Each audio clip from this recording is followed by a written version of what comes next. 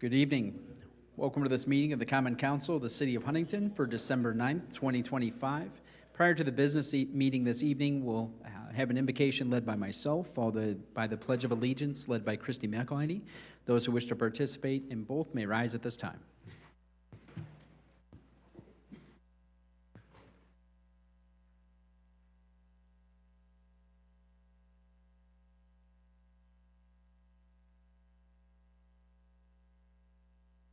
Heavenly Father, we give you thanks for this evening and the blessing it is to serve our neighbors. We ask that your Holy Spirit would guide and direct our conversation, that we listen well to one another and to your leading as we seek to govern wisdom and justice. We give you thanks and entrust ourselves to your leading. In Jesus' name, amen. I pledge allegiance to the flag of the United States of America and to the republic for which it stands, one nation, under God, indivisible, with liberty and justice for all.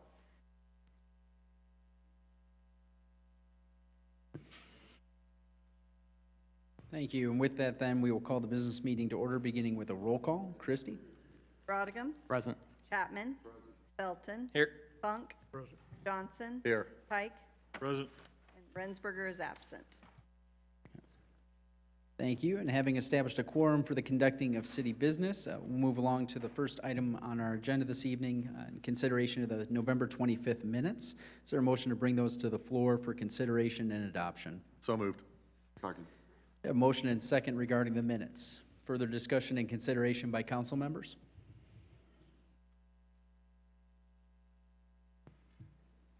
Not seeing or hearing any at this time, we'll call the question in favor of adoption of the minutes as submitted. Christy? Chapman. Yes. Felton. Yes. Funk. Yes. Johnson. Yes. Pike. Yes. Rodegam. Yes.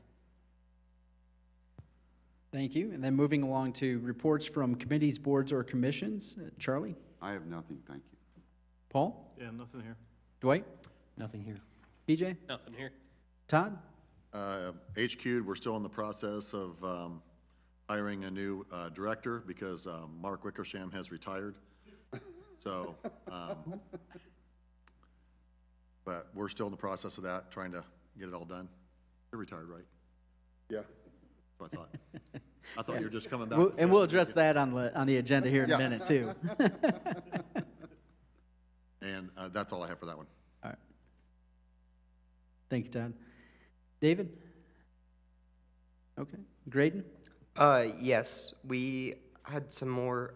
I don't remember the exact count of votes, but it was close to like 250 out of like 1,400 kids at the high school. So we're pretty happy with that. We talked about possibly doing like a pop-up putt-putt and possibly getting local businesses to kind of like be designed for each like hole that there is for the course to kind of like also bring in like some recognition of the community. But as of right now, that's all we have.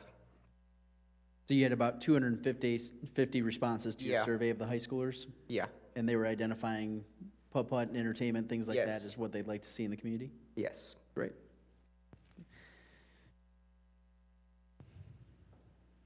Okay, moving along to our next item on the agenda. Mr. Johnson. Okay, we have a plaque to present to Mark.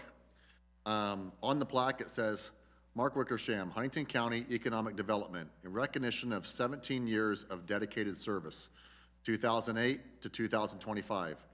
During your tenure, your work with 200 impactful projects leveraged $11 million in public and private funding, bringing in more than $1 billion in private investments. These private investments brought 3,424 new jobs to our community. With deep appreciation for your dedication, leadership, and lasting impact on the economic growth of Huntington County, congratulations on your retirement. I have a few numbers to go over here also besides that. So we spent $11,300,910 and it generated it generated $1 billion in private cash investments. It's got the new jobs on there. For every $1.13 of public dollars, the private sector spent $84.46 of its own. That's a return of 75 times per dollar. The public dollars per job increased is $3,300 compared to the IEDC of Boone County that was only $650. Manufacturing wages increased 20% while Mark was in his position. The LIT CDIP for economic development increased 66%. And the AV for industrial projects is 63 times higher than if the land had stayed agriculture. The per capita income from 2006 increased 61% according to Hoosiers by the numbers. And when Mark took over this position, we had a lot of empty buildings in town from factories going out and everything else, and part of his job was to fill them. And he did a very good job at that. And now the new director will have to get new land going and bring new companies in on new land, because most of the buildings, or a lot of the buildings that we had that were empty are filled now, thanks to Mark's dedication and service. So Mark, we really appreciate you doing all this for us, helping the community like this. And I'd like to present you with this plaque.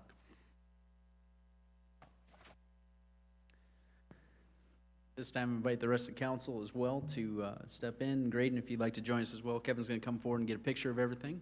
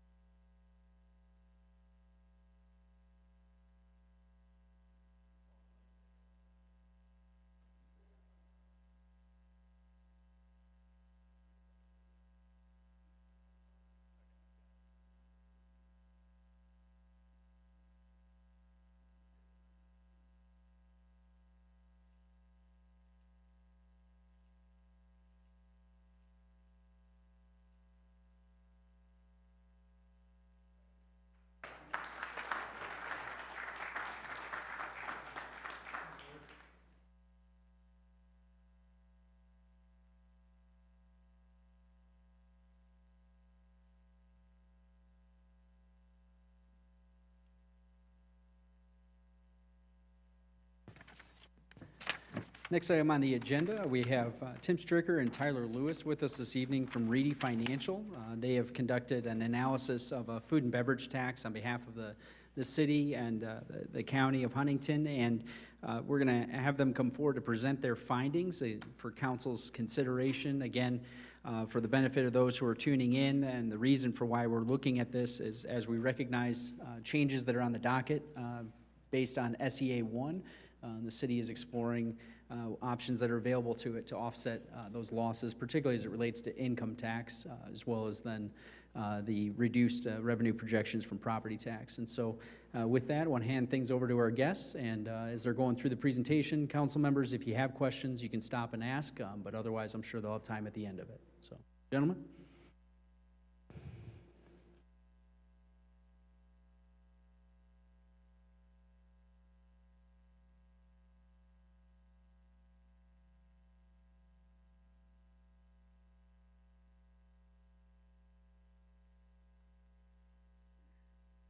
I've been told I have to talk directly into this, so bear with me when I screw it up.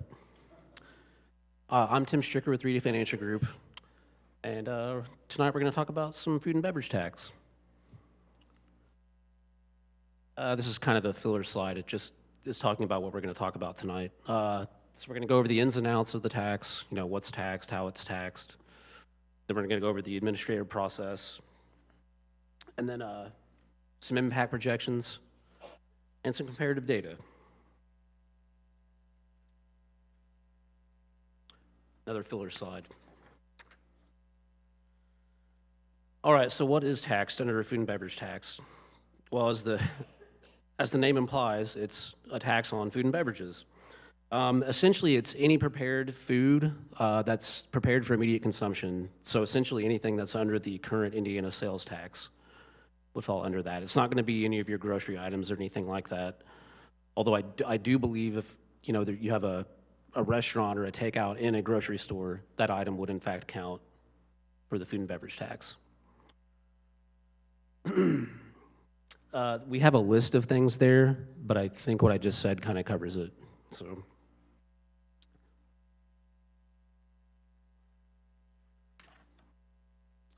All right, this slide's a little bit complicated, so bear with me. So how is the tax collected and distributed? So the customer will pay the food and beverage tax to the retail establishment, and it's based on a per transaction basis, and it's based on where it is sold. And that's important because, like, if there's a company that, you know, does like a catering, you would actually pay, they would pay the food and beverage tax based on the Huntington or the county, not actually where the catering business is located, if that makes sense. So it's based on where the actual item is sold. And then the merchant will remit all of those transactions every month, and it's due on the 20th of the following month, so it's a month in arrears. And then the distributions are made in the following month, so it's a month in arrears on distributions. Now, where it gets a little complicated is if the city and county have their own food and beverage tax rates, on each transaction, the people will actually pay both the county's food and beverage tax and the city's.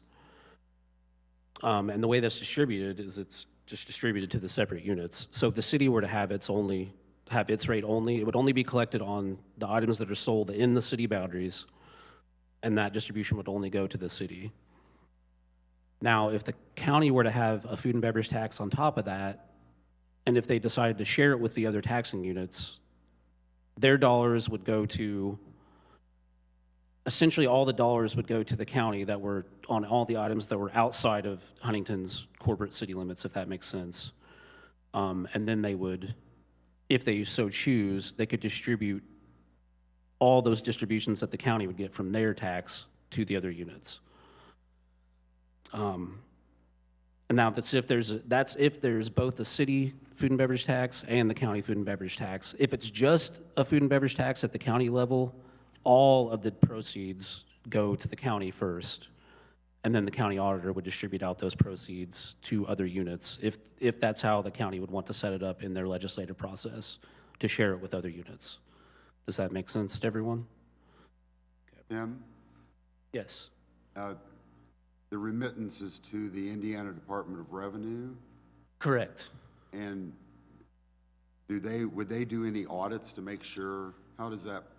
Yeah, so there's actually, technically, units can make a choice. They can either do the administrative work themselves or let the DOR handle it through the in-time service portal. Pretty much every unit I've seen lets the DOR take care of the administration of it. So they would be doing the auditing and stuff and making sure the businesses actually collect it. So, Tim, based on your first slide and this, with that second bubble there, the businesses that would be collecting this are businesses that are already collecting the state sales tax and already sending it on to the State Department of Revenue, correct? correct. So they would be already familiar with that process. It would just be, there's an additional item. Just an extra step, yeah. But it should be something they're used to your point. Okay. So, Does the county have one now?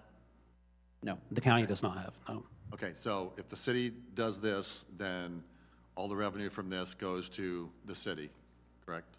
Yeah, if the city has its own rate only, well, actually, in theory, because it's special legislation, so each unit has their own legislation for food and beverage tax, you could technically share it with other units, but you wouldn't have to.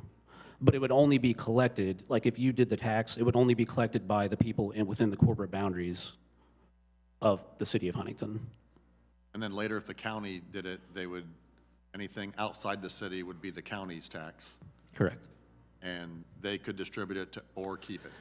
Yeah, it would technically be collected, the counties would be collected on the people in Huntington as well. So I kind of misspoke there, I think. So they would actually have up to a 1% rate on every transaction within the county, and then the city would just have its 1% rate on every transaction that was just in the city. So for the businesses, if the county put a 1% and we put a 1%, then the businesses would pay, or the customers would pay 2%. It would be a 2% total tax, correct? Right. Yes. Yeah, sorry, I was conflating the collection with the distribution when I mentioned the separate city-county stuff, so. Okay. Any other questions on the, kind of the basic process? No? Okay. And this chart's just kind of a breakdown of what we just talked about. So the city rate up to 1%. On the left-hand side there in the green, sorry, I'm kind of looking at it and talking into this mic directly. Eligible city transactions only. And then the county rates on the right-hand side there up to 1%. And you can see the note there in bold and black. All eligible transactions within the county, which includes in the city, are subject to the county's rate. So the county actually does get to tax the city as well. And I just threw a generic example in there. $10 meal. If it's a 2% tax, you're paying 20 cents of food and beverage tax on that transaction. Or if the city had its own rate only, it'd be 10 cents. It's very important to note, because this is where pretty much all the work of the food and beverage tax is, for you guys anyway, it's the legislative process. The county and the city would have to have their own, each have to have their own legislation to do it. Each unit that does it has to have its own legislation.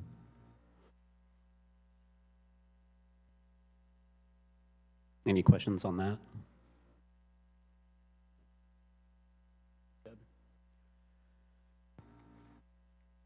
I know I've said this 100 times, so I'm not going to say it again. Legislation.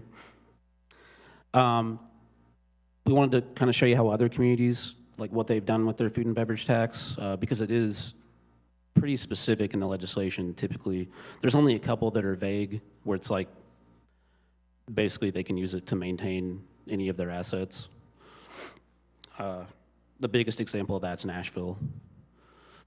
Most of the units we've seen, they use it for very specific things, like a specific project or a specific end goal. Usually it's quality of life or quality of place. So Fishers, for instance, they primarily use it to fund their event center. And then Hammond, they have like a downtown train station, and they use it for park and rec. So it's a little more mixed there. Richmond, this is actually a pretty vague one. In the bill, in the legislation, it really just says quality of place projects. So I don't know. I'm not an attorney. I don't know what that means. I don't know how vague that can be, what falls under that umbrella. So I will not opine on that. I know Monroe County, Bloomington, they use it for their convention center. And that's pretty much all they use it for. I think Bloomington had their money kind of stashed away to do a big project and kind of not have to bond as much as they were going to. So, and then again, Nashville's a little more vague. The wording was, finance, construct, and improve essentially infrastructure. So I assume that includes maintenance costs. If I remember correctly, Allen County or Fort Wayne, I can't remember if it was countywide or citywide, originally did this to renovate the Coliseum, Memorial Coliseum. Back, it was a while back, maybe 20 years, something like that, or longer. Yeah, it's been a while. It seems vaguely familiar to me. I mean, I've been doing it 10 years. I think so it's still in place. Yeah. Yeah, I think So you're. I'm I not think sure you're what right they're on doing that. with it now, but yeah, it might have been the 90s sometime. Yeah, most of the legislation I've seen it's a little more specific, than the Richmond legislation. But to me, it looks like if they can get the legislation through, it is what it is. If that makes sense, because each unit requires their own legislation to do it. So, but I'm not qualified to speak to how to legislate. So when each of these locations did their tax, they designated it for these particular products only, or projects only then? Is that how they did it? Or is it just a general, and that's what they used it for? there are some units that did it for very specific things. Like I said, Bloomington and Monroe joint did it for just the event center or their community center, and then Fishers for their event center. Now, I don't know if there's enough language in there to maybe after the event center is funded to do something a little more vague. So, but food and beverage does have a sunset, and I cannot off the top of my head, I want to say it's like 25 years. But I know, I think you have to specify in the statute, or when you legislate, how long the sunset is. So, but I don't know what the theoretical cap is on that. So,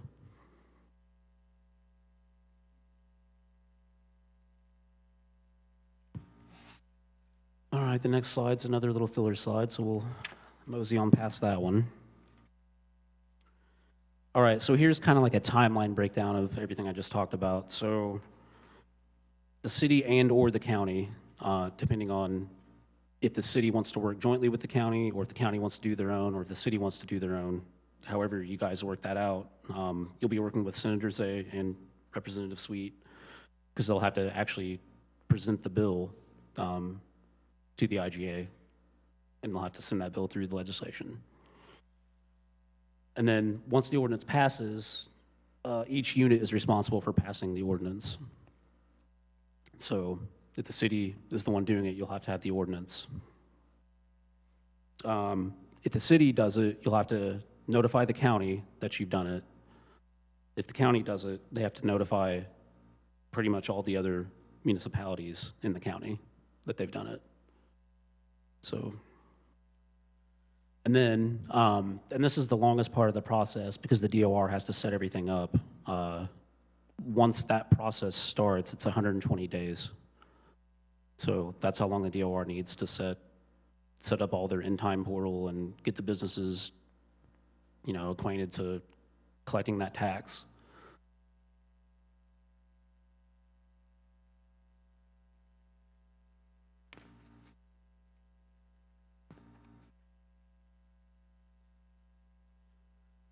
All right, so this is kind of a breakdown of what the responsibility is and who the responsible party is.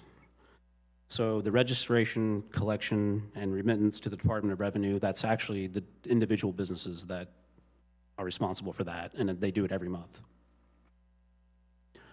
DOR is the one making the distributions.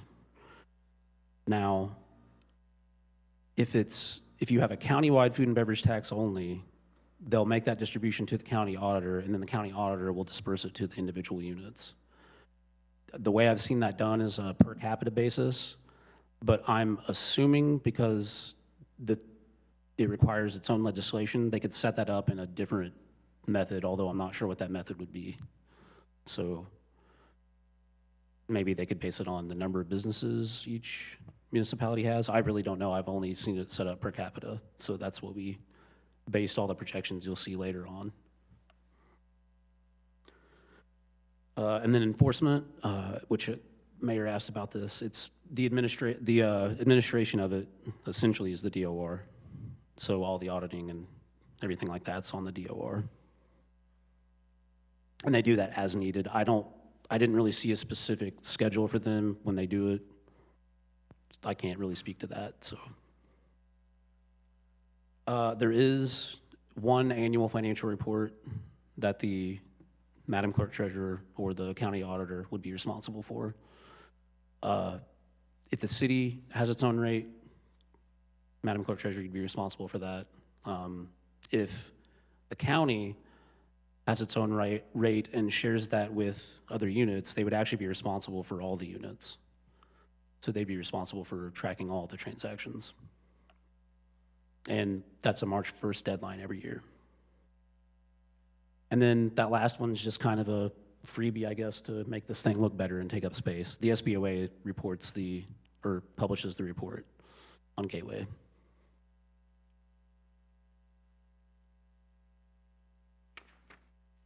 Oh boy. Looking at this timeline, it's very small. Essentially, it's what we just talked about, but it's the effective timeline. So now looking at this, we set the effective timeline for 2027, but just thinking out loud, depending on if the city and county want to talk about this jointly and get the ball rolling, we may push this to 2028, but this timeline would look the same. It would just be a year out, if that makes sense. So really November, December, maybe early January, you'd want to talk to your legislators and get them drafting the bill so they could introduce it at the IGA. I believe we have a short session for '26. So that probably means they're done end of February, beginning of March. So not a whole lot of time to work with your legislators to get the bill drafted for effective 2027. Maybe still doable, though. Anyway, so you'd meet with the local legislators and LSA to draft the food and beverage bill, or bills, depending on if the county and city want to do separate ones. And then it gets introduced to the General Assembly. And then, January through March, they have their committee hearings and all the voting and stuff happens. And then hopefully the bill passes. And then essentially, you would draft the ordinances after that, prepare the revenue projections, and then begin your merchant community outreach. And then the public notices, public hearings, all that stuff, essentially until June of 2026 or 2027, depending on which timeline we're following. You'd adopt the ordinance in July. You'd have the public hearing in July, then you would adopt in August. And then immediately after adoption, you want to send that signed ordinance or ordinances, if the city and county do it separately, to the DOR. And then that starts the 120 days for them to set everything up. So essentially, we kind of did like the last feasible timeline on this, if that makes sense. So the latest you would want to have your ordinances adopted and sent to the DOR would be August, to give them enough time to set up the collection portal.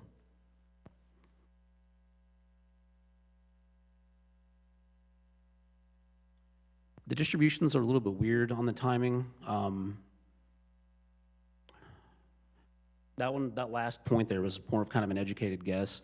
To me, I would presume your first distributions would maybe be in March, possibly February. It just kind of depends on the timing. I don't know if that first month is going to be a little bit rough on the collections either, so.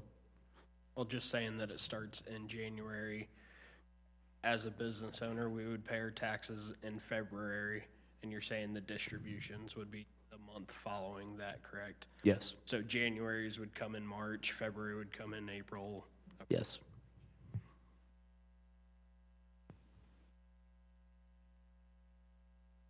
And one thing to clarify on the implementation timeline. Yes. So if we were to move through this, I know you guys were working from a January 1, 2027 effective timeline, because that's when a lot of the major impacts start hitting us. Yes. But with that in mind, is there mid-year implementation on this, or does it have to be on the first of the year for that calendar year? It's a very good question. I didn't see anything in the process that said you couldn't do it mid-year. We were just kind of pushing for Right. January 1 effective date.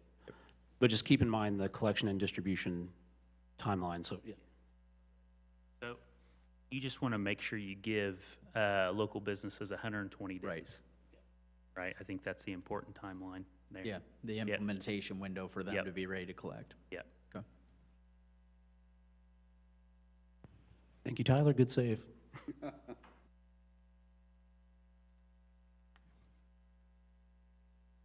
All right, so here's kind of the meat and potatoes, how much would the individual units expect if we were to implement a food and beverage tax? Now, a couple things to keep in mind here. We actually got these numbers directly from the Department of Revenue. They will send you projections if you ask for them. Now, when we were looking at this and comparing you to other units, it looks like the collection data maybe isn't as complete for Huntington County. Like they may not be counting all the businesses that would be subject to the food and beverage tax. So it looked a little low, but we just, for the sake of conservatism in our estimates, assumed that the DOR's number was the midpoint, essentially. The other thing to keep in mind, the DOR gave us like a 1% annual growth on food and beverage, but if you look at Indiana inflation, I mean, it's been a little over 3% for the last 20 years. So we took that 3% and then I believe it was the, NAICS data, and kind of did an average of averages on the growth. I think we landed at like a 2.3 or 2.7% growth quotient yearly on your revenue. Anyway, I'm getting down a rabbit hole. So these graphs are based on your mid-annual distribution, which these are just straight up the DOR's number. Sorry, the base number. The distributions to other units, again, we base that on a per capita basis. I would imagine because it's legislation, they can do something other than per capita, but I don't know what that would be. I guess they could get the breakdown of establishments and do it, but per capita seemed like the most sensible thing to use. So if we were to do the food and beverage with a countywide rate of 1% only, and we base the distributions on a per capita basis, the county would end up with about $271,000 a year. The city of Huntington would end up with about $317,000 a year. And then the other units are anywhere from, $2,000 to $33,000 a year. And when I say units, it's only going to go to municipalities. Okay, so if we have a city and county separate rates of 1% each, and the county is generous enough to share their county rate with the other units, essentially what you end up with is the city of Huntington getting around $818,000 a year, and the county is still getting the $270,000. So really the only thing that changes in that scenario is the city gets, that $317,000 plus the, what is that, $500,000 plus that you would get from your city rate only. And again, that's because we're assuming you're not sharing the city only food and beverage tax proceeds with other units. So.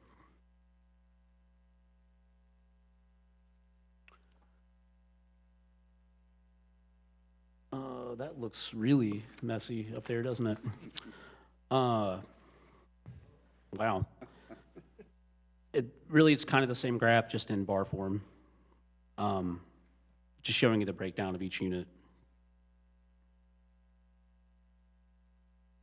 Yeah, so here's the exact, it was actually on this side, where the exact breakdown of the average of averages I was talking about.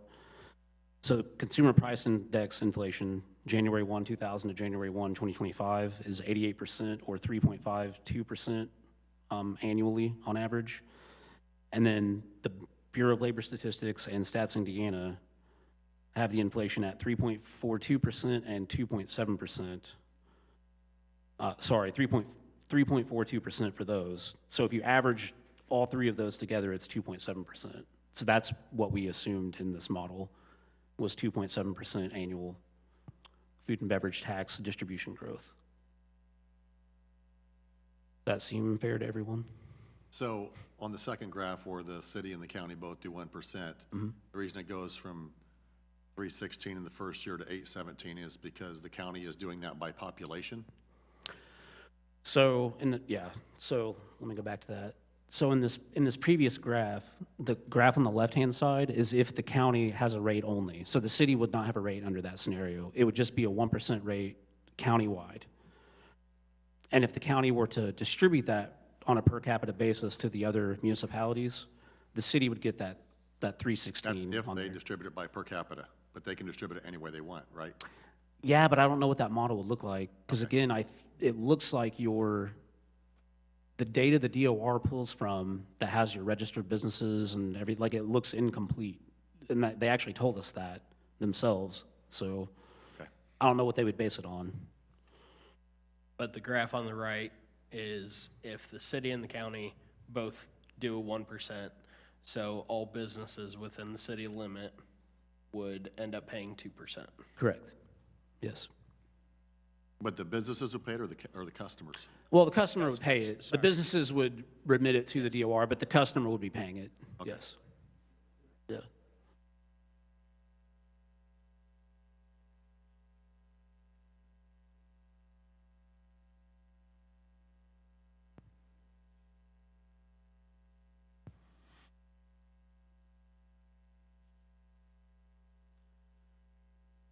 All right, so this slide again is just looking at it in another way.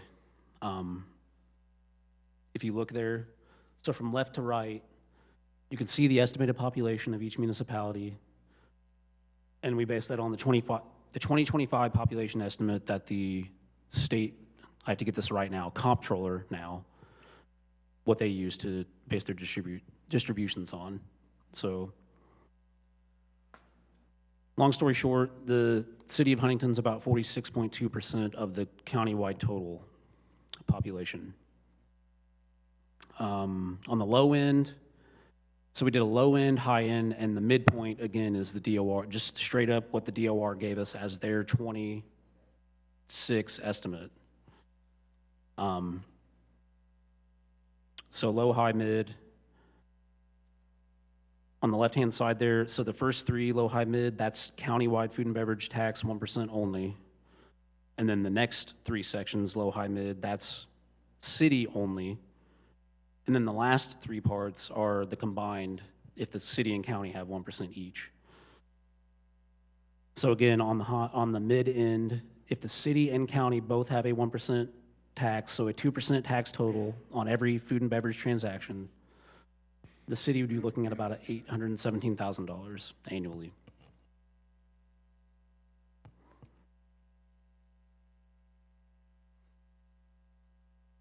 So yeah, with your own 1% only, it's about $500,000 a year at that midpoint. I will say on this high amount, that was the amount, I believe, Tyler, when you received the email from the DOR, they were saying it'd probably be closer to around the 600,000 based on comparable units. So, but again, we can't really give any assurances on that because we're not the DOR and it's kind of specific to your situation, so.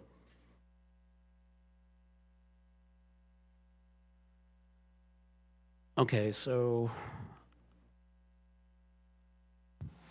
one of the, I guess you could look at it as a pro, because you're not just taxing only the city residents and the local people on food and beverage, because the people that come in from out of town also pay the food and beverage tax. Just looking at it from pure numbers, using the 2027 average annual household impact, using the consumer expenditures on the BLS.gov website, average household size about 2.5 people. Total food expenditures, and this was as of 2023, was about $10,000 per household. The food and beverage taxable portion of that is about $4,500. So that's the food away from home and the alcoholic beverages sections in those reports if you want to look those up for yourself. So just projecting that out to 2027, and again, this is based on 23 numbers, so really there's no growth in here either, so these are probably low. We're looking at about 1.1 million total with separate city and county rates, and about 60% of that would be paid by your local taxpayers based on that BLS data, and about 40% would be paid by non-local taxpayers. And what does that look like for households? Well, per person, it's about $19.38 a year. Family of four, you're looking at about $77 a year. May as well say $78 a year, and about $155 a year. That's under city rate only, county rate only. So essentially that's 1%, 2%, if that makes sense. It'd be $77 at the 1%, $155 at the 2%.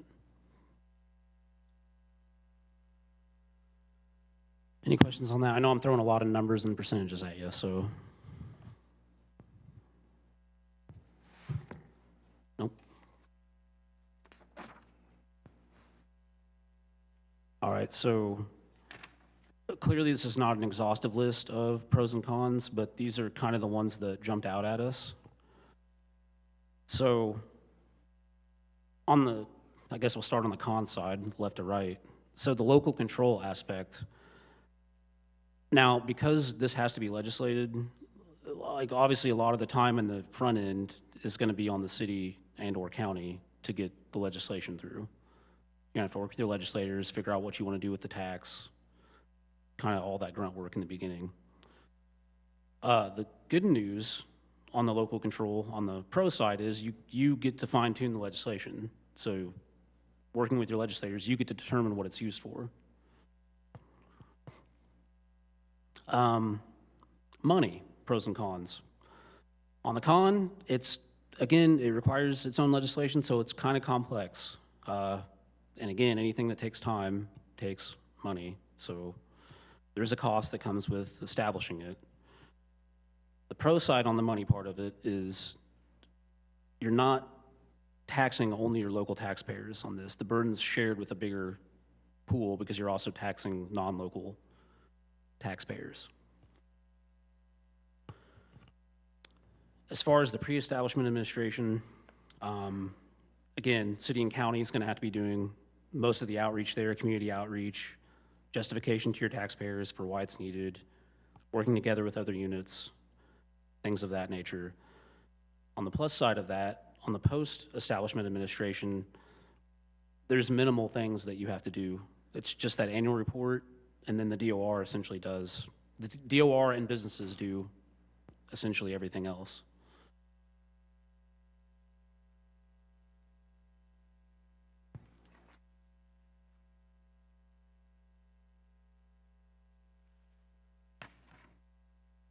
All right, so this next slide is comparative data. Average population estimate we looked at all the cities with food and beverage tax, it's around 33,000 people. County average is 160, but again, it's because a lot of the cities and counties that have food and beverage are in the bigger, kind of the donut county areas, right? Or areas with a lot of tourism, like Nashville. Although Nashville's on the lower end of this, so I don't know why I brought them into this. Again, your city, 17,000 people. The county's about 36,000 people. But there's no limitations on this because it's its own legislation. So it's not like you have to be a certain population threshold to do a food and beverage tax. We just wanted to kind of compare you to everyone else that has it. So on average, the cities that have their own, so that'd be a city with a 1% food and beverage tax on its own, they're averaging about 1.2 million annually. And the counties that have a countywide rate are pulling in about 3.8 million a year. And again, we just showed what your estimates were for the city, if we have the city and county rate, and then the county if we have the city and county rate combined. Any questions on this one?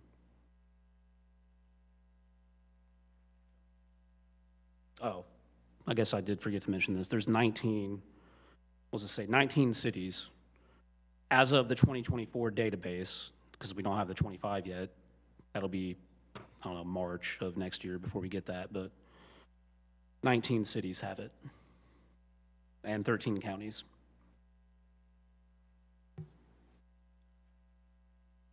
Another thing I will say, because we're at the end actually, questions, great if you have them, but one thing real quick. In your binders, you will see quite a few more numbers and little goodies in the binder, so any questions, email us, call. I think Mayor has my cell. If not, I can send it to him, so.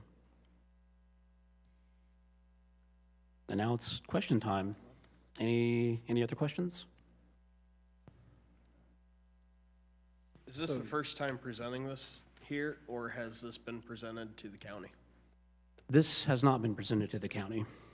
So it'd be the first time presenting this to the city or the county.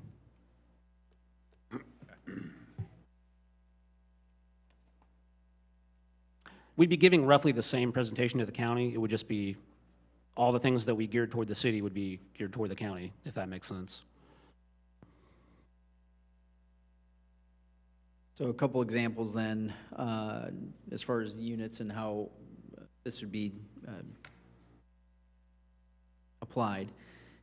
So Tenderloin Fest, we had several thousand people come through, buy tenderloin sandwiches downtown. All of them would be subject to this, Yes. right?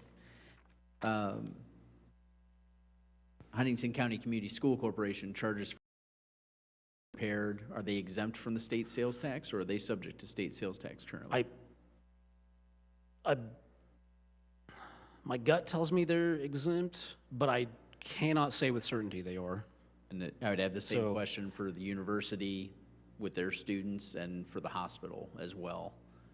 The only thing I will say logically, if it's not subject to state sales tax, it will not be subject to food and beverage Right. tax. Okay. So So we just need to look into that statute to see how that would apply there. But I honestly don't know off the top of my head, so. weddings in the county that are catered in the county would be subject to it. Correct, because you pay it based on where it's catered, not where it's catered from, Okay. so. Fishers, you mentioned that they use theirs for funding their athletic complex for their ice hockey team. Is theirs unit-wide throughout the entire city of Fishers, or is it just in a specific district that collects the tax? Well, so yeah, if you establish the tax, it would be based on every taxing district that you're in. Okay. So I believe that would be a constitutional limitation, right? I don't think you can just tax like a certain area, so. But And- again, not an attorney, so. And you mentioned about the Department of Revenue numbers seem to not necessarily be reflecting all the units in Huntington. There would be, or all the businesses in Huntington. Yeah, it seemed like, so when we looked at it ourselves, and then actually the DOR told us straight up, it doesn't look like the NCAIS database is complete for the county or the city.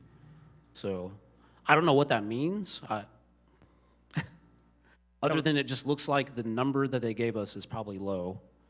Coming from a business aspect, I'm sure they would be able to give a more accurate report after the start of the new year, when all of 2025's numbers have been reported. I feel like, just from what I know from reporting stuff, there would be a more accurate report from them directly, from the Department of Revenue. Yeah, that makes perfect sense to me, because we asked for this in like October, so, yeah. Okay. Further questions or discussion from council this evening? On distribution to units of government, is it limited only to municipalities, or can you include anybody?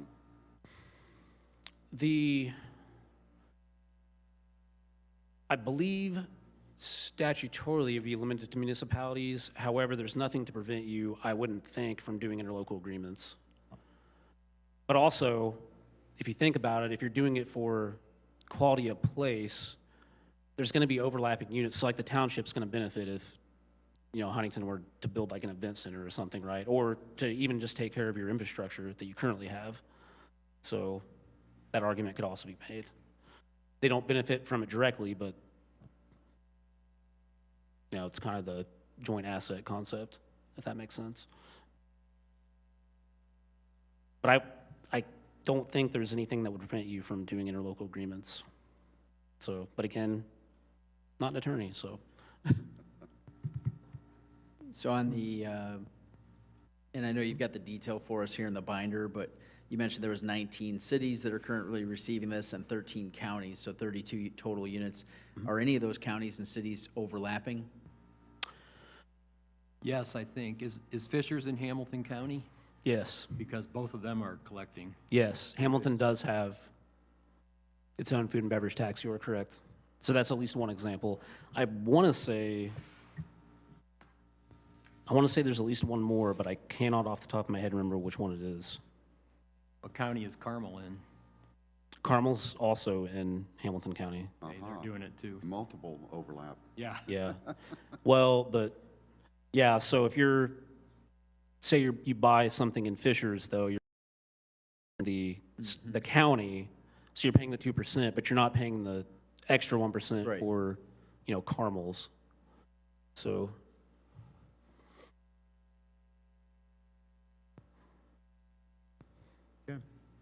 Hey, yep, go ahead, Ted.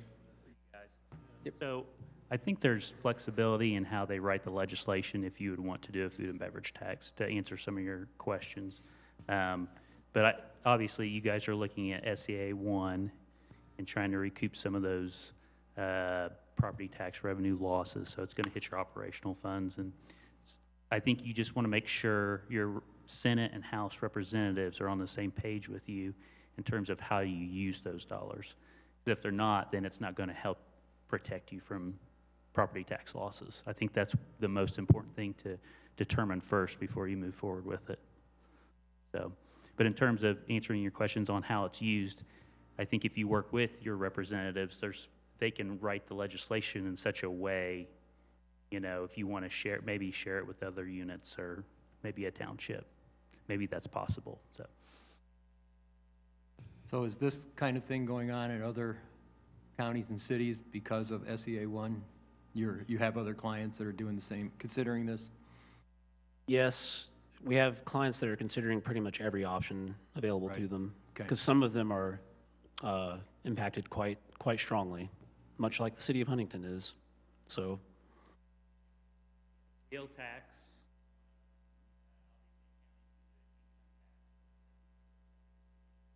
Okay, thank you.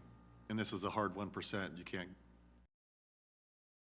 legislation, this is a 1% period, right? For a city of 1 per county. Maximum it's is 1%. maximum of Yes. 1%, yes. Okay. Got it. Yeah, that was actually in the presentation. I just forgot to bring it up. Yeah, you can do 0.25 increments. So a 1/4%. Okay. Any other questions germane to the presentation this evening? Okay, Tim, Tyler, thanks for your information and your work on this and bringing this to us. Council members, there's obviously a lot to consider on this, and we're not going to be rushing on any of it. And so as you continue to weigh this and speak back to your constituents, I'll be doing the same. And then in the meantime, with council, unless there's objection, I will reach out to our State House members and see their thoughts on the matter and whether or not they would be open if we were to move forward with something. And we'll continue to talk with the other units of government, with the county and otherwise. So, but no action at this time unless there's a very hard objection to even continue exploratory conversations. No objection, but I would definitely like to know if the county is pursuing this, pursuing the thought of it, because if we end up having the county do this and then the city does as well, we're tag teaming our residents 2%. That can be a steep cost for a lot of people. I know it doesn't sound like much, but it is, especially for businesses collecting those fees. So I would like to know if the county is moving forward with this or considering. And whatever action we take will be in coordination with the county and units of government. It's one reason why we invited county council members here. We've got a couple of them present, so, and they'll have access to this presentation as county council members as well, so. Okay, thank you, gentlemen. All right, moving along on the agenda this evening then, any before the meeting? No, Mayor. No? Okay. Not aware of any old business then. First item under new business is first and final reading of Resolution 6R25. Christie? Resolution 6R25, this resolution, if adopted, would allow transfers between appropriations in different categories in order to appropriately adjust certain appropriations. This resolution will also provide the clerk treasurer with authority to make additional transfers within the same category as appropriately required. We have looked at, in my office, the appropriations for the rest of this year. We only have one accounts payable done and one payroll will be done this week. These are the amounts that I came up with initially. I want to get this approved as far as this is all I know for now, and then bring you back a final copy at the first meeting of at the first of the year, so that you'll know what we ended up doing because of having another accounts payable and another payroll. So at this time, this is what our appropriations look like to need transfers to get everything in the black.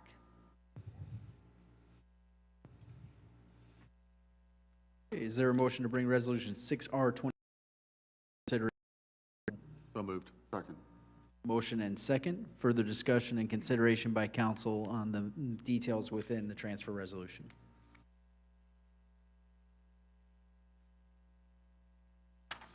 Just to clarify, this is a motion for first and final? Right. Yep, Yep. yep, first and final. Resolution.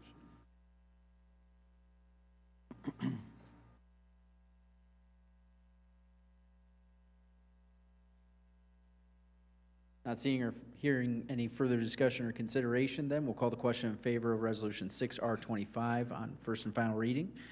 Christie? Felton, Yes. Funk, Yes. Johnson, Yes. Pike, Yes. Brottigam, Yes. Chapman. Yes. Thank you. The motion carries. Next item is first and final reading of Resolution 7R25. Christie? This resolution, if adopted, would encumber funds from various city department appropriations. An encumbrance is if you have an invoice and or a quote, but you don't have the product yet, so you're using this year's money and moving it to next year instead of doing an additional appropriation. You already have the money appropriated this year, so you're moving it into next year. And State Board of Accounts, as long as you have a bill and you can't overspend that bill. I put together that's what the exhibit is, and that exhibit will change as we clarify with some of the departments and as bills get paid, if we're carrying anything over to next year, and then I will bring a final copy to you in January. But this is giving me authorization to encumber what we have this year. Is there a motion to bring Resolution 7R25 to the floor for consideration and authorization on first and final reading? So moved. Second. A motion and second. Further discussion and consideration by council members. Not seeing or hearing any at this time, we'll call the question in favor of approval of Resolution 7R25 on first and final reading. Christie? Funk, Yes. Johnson, Yes. Pike, Yes. Brottigam, Yes. Chapman. Yes. Felton. Yes. Thank you. Motion carries. Next item on the agenda, we're actually not going to take any action on the item, but I do have Dan Leonard here with us this evening to present on behalf of the Airport Aviation Board. This is a loan and repayment resolution, like we've done in the past before, where the city would use funds from Riverboat to provide a loan to help with a short-term capital bridge for the airport, and then that would be funded and paid back to the city in 5 years or less due to their federal reimbursement programs. And so I want to invite Dan to come up and share about the project. Due to my mistake, we're not going to be able to take action on that this evening, but we'll bring it back to you when it's timely and ready for the project. So, Mr. Leonard. Thank you, Mr. Mayor and members of the council. Well, first of all, let me say your airport's doing really well.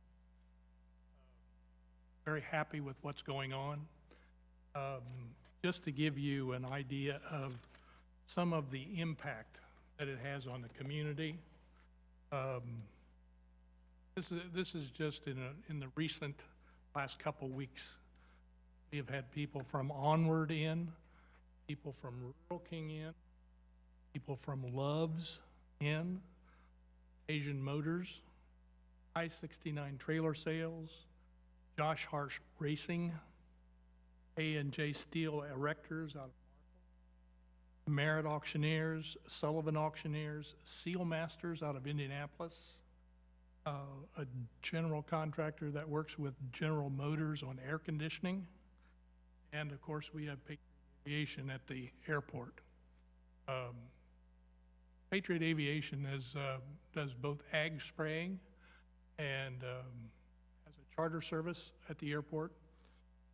Scott now has 3 air tractors for ag spraying. He has 3 Cessna 310s for charter service, and he has just purchased a King Air. That it will take a little while to get the King Air online for the charter service, but those are all things that are happening at the airport right now. The charter service is an interesting thing if you've never been there to see it. there's a board on the internet, and they bid on charter services.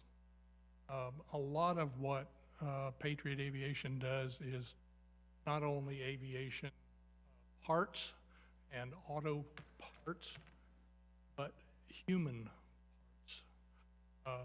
There's an awful lot of organs that are time sensitive to get, maybe from Cleveland to Houston. And they bid on those charter services.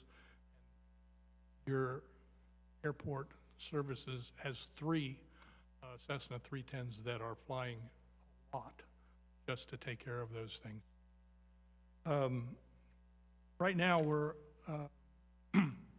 working on a erection of a new hangar. We haven't started the erection yet, but got bids on it. The bids were very competitive when they came in.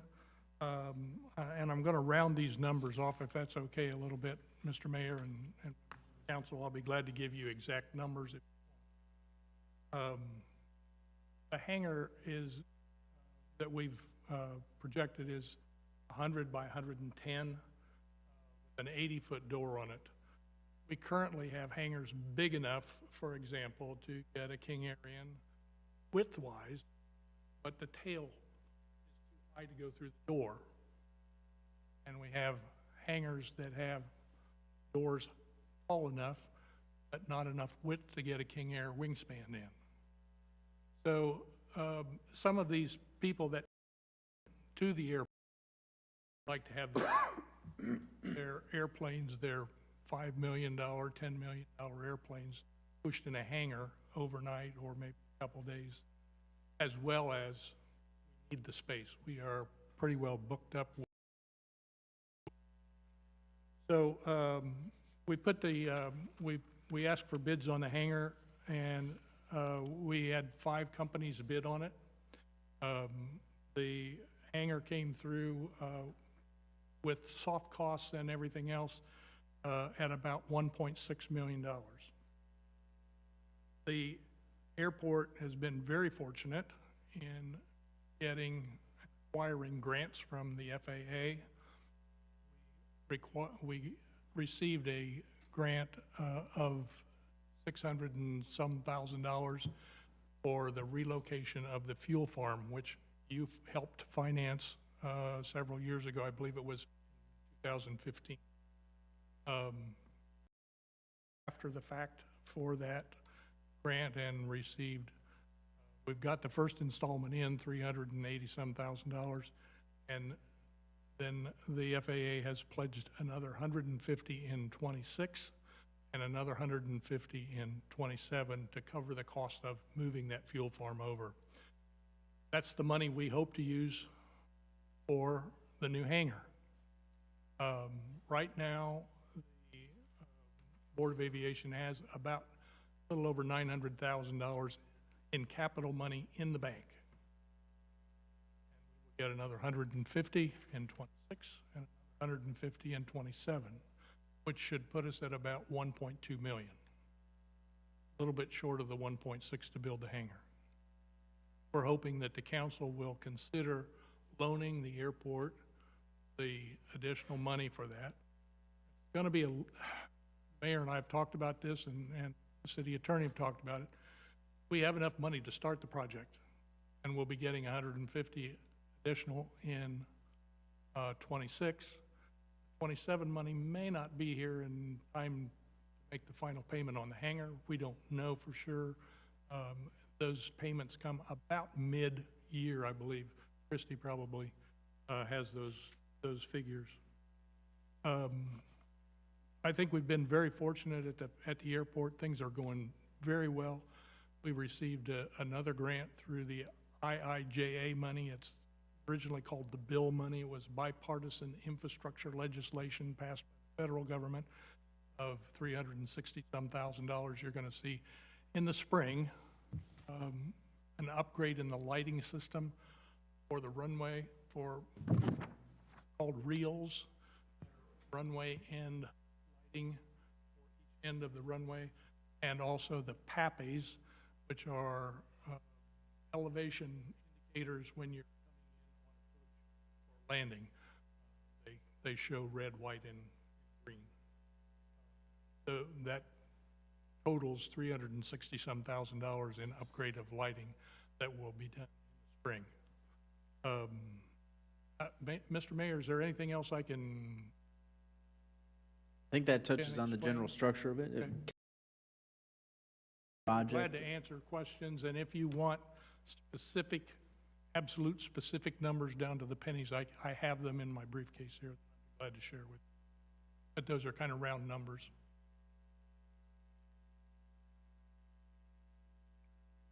I have no questions, but that's awesome that the airport's doing this well. You have so much traffic coming in and out. That's great. More than it looks like a lot of times. Right.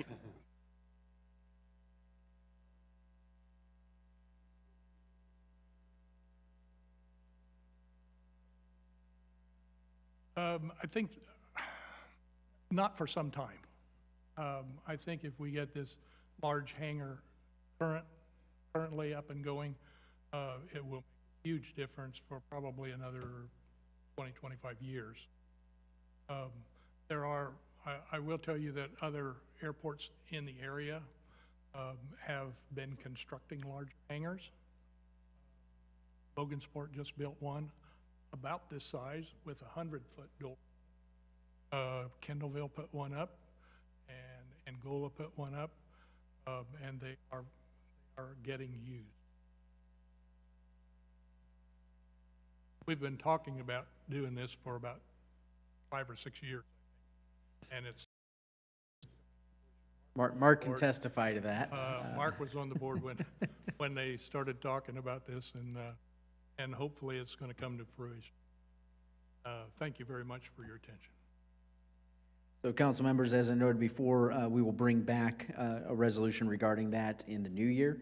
And with that, the structure, which is governed by state statute for us, it can't exceed more than 5 years on the repayment. And if you recall, the previous reissuance, when we restructured as a 5-year with the airport, they were actually able to pay that, I believe, in a year in advance, in 4 years rather than 5. So it's been a good partnership in internal use of those funds. Unless there's any further questions, we'll move on.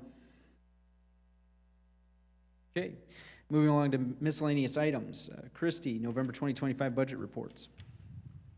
Yes, the fund balances are in good shape. The general fund has a balance of $5,359,500, and then like MVH has $724,000, local road and street $184,000, aviation has $126,000, and those are the tax rated funds that will be getting settlement here in another week. So yeah, our books are in good order per usual. Seated, our 5-year plan is finishing up 2025. The November balances, we spent $115,000, and year to date 1.4 for Seated project. Packets for you. If there's any specific questions, please let me know. Council members, any questions on the financials for November? All right, next item on the agenda, in your packets, you'll have the 2026 council meeting schedules. And then last item is anticipated cancellation of the December 30th council meeting for lack of agenda items, as we've tried to wrap up everything this evening.